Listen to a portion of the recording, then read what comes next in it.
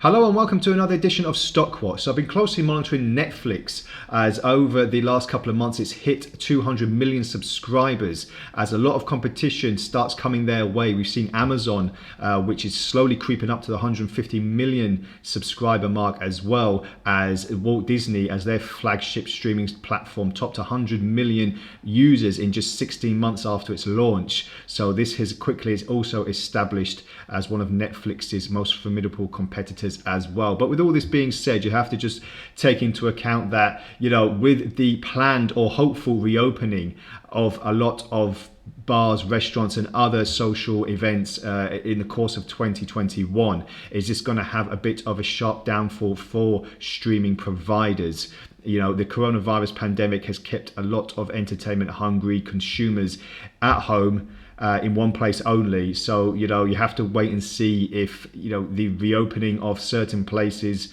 is going to have a little bit of a bump in the road for these subscriber streaming services. But, as we go into 2021, it's not only new subscribers that might not get the attention of Netflix, but it's also existing clients as well, and and the risk of saturation, as obviously new TV shows and films cannot go on forever with attracting people. So you'd have to look at oversaturation as well. So just want to take a look at a few of the statistics for Netflix first of all. So it added over 36 million new subscribers in 2020 alone, and this was up about 8 million in more of the previous 2 years before that. Market cap is holding steady over 200 billion, which is quite significant for the company. Obviously, the 52-week range, it was hit because of the pandemic, but then subscriber numbers obviously went into overdrive, and that's why we've had almost a $600 top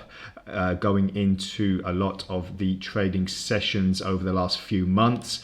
Recommendation as well, meaning it's overweight at the moment. It's expected to do slightly better than the market return, but as you can see, more overweight than underweight, which signals good interest for bulls in the market as well. Looking on Amazon as well, just over the course of the past week, it's steadily on an uptrend, but as I said, this can all come crashing down if things do start going better than expected with eventual reopenings. Obviously in the UK we've seen a bit of a timeline being mapped out. In America we're seeing a lot more states saying they don't have to wear masks at home, and social gatherings inside is safe now. So we'll have to wait and see if that comes into fruition and how effective it's going to be, as well as we go into the summer months. So excuse me, the last time I looked at Netflix, I was seeing that it was in a bit of a sideways consolidation, very, very choppy, and waiting for some kind of direction. So we've seen a slight move to the upside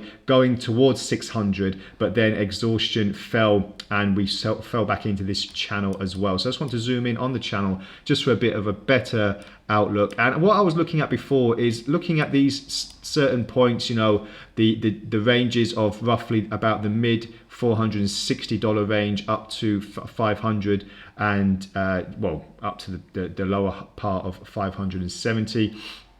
So again, I was just keeping into account as well this particular line, because this was the last time we had a bit of support before we had a bit of a breakout. So now that we've seen a bit more support here, I'll be looking for a possible bounce to recent highs, and I'll be looking at the first target, which will be the lower border of the Ichimoku cloud, and that's roughly about the top end of 530. So just looking to see if prices are going to start producing any kind of momentum to the upside. Again, there's nothing really on the RSI to give me any kind of divergence at the moment, so I'll be waiting for additional clues there as well. So just a quick look on Amazon as well. And the last time I looked on Amazon, again, we're just looking at these peaks and troughs. As you can see now, prices are waning quite lower below the Ichimoku cloud. So again, I'll just be looking at this for the first target, which is roughly about just under 3,200.